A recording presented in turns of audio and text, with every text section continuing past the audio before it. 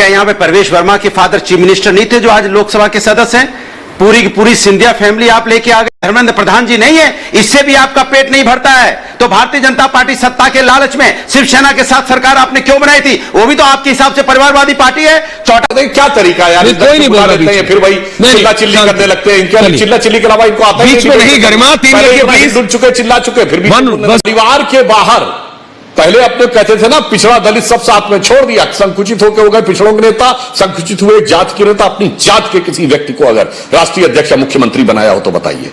मतलब आप जो कोई सत्ता जब आपको चाहिए होती है तब आपको परिवारवाद नहीं दिखाई देता, जब सत्ता चाहिए होती है तो आप किसान भी आपको आतंकवादी और खालिस्तानी दिखाई पड़ने लगता है। बस आ रहा है सुधांशु जी, आज आप बहुत बेचारे लग रहे हैं, चिल्ला भी रहे हैं लेकिन आवाज में दम नहीं है। आप अनुप्रिया पटेल का नाम नहीं ले पाए और ना ले पाएंगे, आप ले ही नहीं सकते। आप कहां से ले लेंगे? बताइए, अपने प्रथम परिवार का एक व्यक्ति बता दे जिसके पास कोई पद ना हो। एक व्यक्ति बताइए ना, बस एक सीधा सवाल था, उसका जवाब नहीं आया। बाएं दाएं दोस्तों, सपा प्रवक्ता अनुराग भदौरिया बीजेपी को परिवारवाद पर दे रहे थे ज्ञान, तो वहीं सुधांशु त्रिवेदी ने दिया मुंहतोड़ जवाब।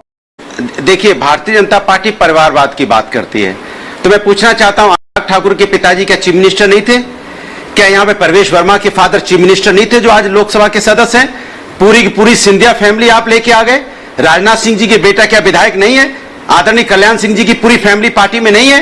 नारायण राणे की फैमिली पार्टी में नहीं है? अपना दल के अध्यक्ष और उनके फादर भी क्या उसके अध्यक्ष नहीं थे? क्या धर्मेंद्र प्रधान जी नहीं है? इससे भी आपका पेट नहीं भरता है। तो भारतीय जनता पार्टी सत्ता के लालच में शिवसेना के साथ सरकार आपने क्यों बनाई थी? वो भी तो आपके हिसाब से परिवारवादी पार्टी है। चौटाला पार्टी जिसको आप भ्रष्ट पार्टी बताते थे, आज हरियाणा में उनके साथ मिलकर आप सरकार बना रहे हो। पीडीपी के साथ जिसको आप बोलते थे कि अलगाववादी पार्टी है, सत्ता की लालच में आपने जाके कश्मीर में उनके साथ सरकार बनाई। और आप जिस अकाली दल को अघाते नहीं थकते थे बोलते हुए, उस अकाली दल के साथ जाके आपने पंजाब में सरकार बनाई। मतलब आप जो सत्ता जब आपको चाहिए होती है तब आपको परिवारवाद नहीं दिखाई देता, जब सत्ता चाहिए होती है तो आप किसान भी आपको आतंकवादी और खालिस्तानी दिखाई पड़ने लगता है। जब आपको सत्ता चाहिए होती है तो युवा की जिसके लिए भले की बात करते हैं उसको भी आप टुकड़े टुकड़े गैंग बोल देते हैं। जब आपको सत्ता चाहिए होती है तो प्रबुद्ध वर्ग जो आपके खिलाफ बोलता है उसको भी आप अर्बन नक्सल की बात कर देते हैं। जब आपको सत्ता चाहिए होती है तो महिला सम्मान आप भूल जाते हैं। महिला सम्मान की बात करते करते आप जिन महिलाओं को रोड पे घसीटा गया, देश की वो देश की बेटियां थी, आराम से सांस लीजिए, मैं आपका समय नहीं काट रहा हूं, सांस लेके बोल लीजिए। तब महिला सम्मान भूल गए तो आपके नहीं एक सेकंड, इसके मतलब आप अपने सुविधा अनुसार राजनीति करते हो। परिवार भी आपके अगर आपके साथ आ जाएगा तो परिवारवाद नहीं,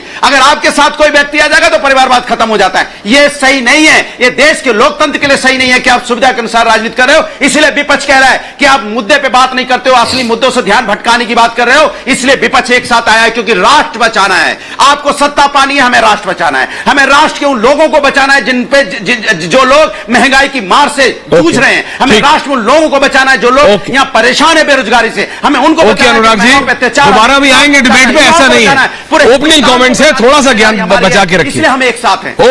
ओके अनुराग भदौरिया जी। सुधांशु जी, आपने आचार्य जी को भी सुना, अनुराग जी को तो सुना ही सुना।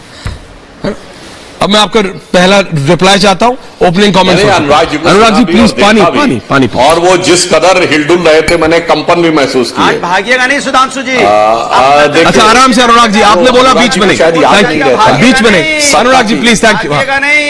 कोई नहीं जा रहा है, प्लीज बीच में नहीं, थैंक यू। भागेंगे नहीं, अभी आपको पता है। बोलिए। देखिए, शायद अनुराग जी को याद नहीं रहता है कि शिवसेना के साथ हम तब नहीं गए थे जब शिवसेना परिवारवादी थी। मान्यवर, तब हम बाला साहब ठाकरे जी की शिवसेना के साथ गठबंधन किए थे, जिन्होंने कहा था मेरे परिवार का कोई व्यक्ति कभी सत्ता में नहीं आएगा। मनोहर जोशी को उन्होंने बनाया था चीफ मिनिस्टर और खुद भी कोई पद नहीं लिया था।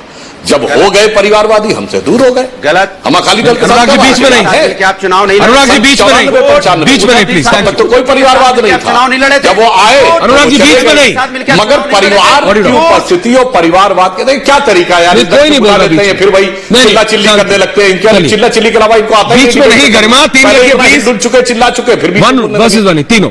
अनुराग जी प्लीज बीच में नहीं, 3 लोग हैं तब भी बीच में चिल्लाते जा रहे हैं। Sudhanshu Trivedi audio on. हाँ बोलिए। अब अपना टर्न है, आप मेरी बात की धज्जी उड़ा दीजिएगा, ठीक? दर्शकों के साथ न्याय करिए। हाँ, अब मैं ये कह रहा हूं, परिवार की उपस्थिति और परिवारवाद में जानते क्या अंतर होता है? अगर अभी ऐश्वर्या जी, आप अनुराग जी से पूछिए कि इनकी जो फर्स्ट फैमिली है, जब से इनकी पार्टी बनी 1990-91 से, परिवार के बाहर पहले अपने कहते थे ना, पिछड़ा दलित सब साथ में छोड़ दिया, संकुचित होकर हो गए पिछड़ों के नेता, संकुचित हुए एक जात के नेता। अपनी जात के किसी व्यक्ति को अगर राष्ट्रीय अध्यक्ष या मुख्यमंत्री बनाया हो तो बताइए। सिर्फ और सिर्फ परिवार के लोग और इनके प्रथम परिवार के फर्स्ट ब्लड रिलेटिव का एक व्यक्ति बता दे जिसे कोई ना कोई पद ना हो जिसके पास। यह मैं विनम्रता और चुनौती से पूछता हूं। परिवारवाद इसे कहते हैं कि 4, 6, 8 जितने भी फर्स्ट ब्लड रिलेटिव है सब कोई ना कोई पद पाके बैठे हैं। और मैंने तो मीडिया में यहां तक पढ़ा है कि इनके परिवार के जो डिस्टेंस रिलेटिव कुनबे खानदान के मिला के 30 से 35 लोग ऐसे जो किसी न किसी राजनीतिक पद पर रह चुके हैं। यह होता है परिवारवाद। 30 साल से एक ही पार्टी। और आचार्य जी क्या तो 1920 में बने थे मोतीलाल नेहरू कांग्रेस के अध्यक्ष, 2023 में अभी भी उसी परिवार के हाथ में सत्ता है, भले ही अध्यक्ष जो है वो बन चुके। मगर आज बस आ रहा है सुधांशु जी, आज आप बहुत बेचारे लग रहे हैं, चिल्ला भी रहे हैं लेकिन आवाज में दम नहीं है। आप ना अनुप्रिया पटेल का नाम नहीं ले पाए और ना ले पाएंगे। आप ले ही नहीं सकते। आप कहां से ले लेंगे? चिराग पासवान जी के साथ आप गठबंधन बनाने के लिए घूम रहे हैं, क्या नाम ले पाएंगे आप? उसकी तो झोपड़ी भी आपने उसमें आग लगा दी थी। आप ले पाएंगे? जब आपने पीडीपी के साथ सरकार बनाई थी, किस लिए बनाई थी आपने सरकार? तब आपको नहीं बनानी चाहिए थी ना। आपको कहना चाहिए था परिवार की पार्टी में नहीं बनाऊंगा। चौटाला जी के साथ आपने सरकार हरियाणा में चल रही है, आपने क्यों नहीं कहा मैं नहीं बनाऊंगा? चौटाला जी परिवार की पार्टी, मैं नहीं बनाऊंगा सरकार। तब तो लपड़ लपड़ करके बना लिया आपने। फिर शिवसेना उद्धव जी ठाकरे आप मिलकर चुनाव नहीं लड़े थे? क्यों झूठ बोलते हैं देश के सामने? देश आपको सुन रहा है। अकाली दल के आपको परिवारवाद की पार्टी नहीं लगी कि आप सत्ता आपने नहीं बनाई, उन्होंने आपको ठुकराया। सवाल यह है कि आपके घर में अनुराग ठाकुर के पिताजी चीफ मिनिस्टर हो। चीफ मिनिस्टर छोटी चीज नहीं होती है। उनके बेटे भी आपके यहां सांसद है। क्या दूसरा कोई नहीं मिला था? सिंधिया फैमिली पूरी की पूरी आप लेके चले आए। देखिए, आप अपने हिसाब से परिवारवाद की डेफिनेशन देंगे, अपने हिसाब से देंगे।